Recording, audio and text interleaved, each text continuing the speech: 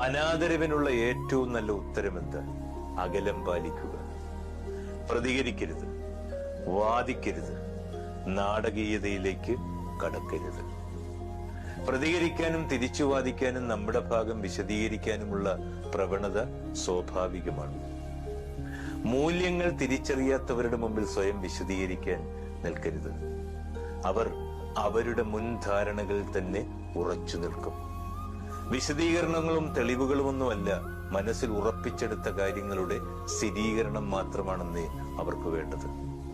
നിശബ്ദമായ അസാന്നിധ്യം, അതാണ് അവർക്ക് കൊടുക്കാൻ കഴിയുന്ന ഏറ്റവും വലിയ ശിക്ഷ. അത് ആത്മബഹുമാനത്തോടെയുള്ള നമ്മുടെ വിജയമാണ്. നമുക്ക് നമ്മുടെ ശരികളിൽ വിശ്വാസമുണ്ടെങ്കിൽ ചോദ്യങ്ങളെ ഭയക്കേണ്ടതില്ല. ഉത്തരം നമ്മുടെ കയ്യിൽ തന്നെയുണ്ട്. മറ്റാരെങ്കിലും വിധിക്കുന്നത് നമ്മുടെ കാര്യമല്ല, അത് അവരുടെ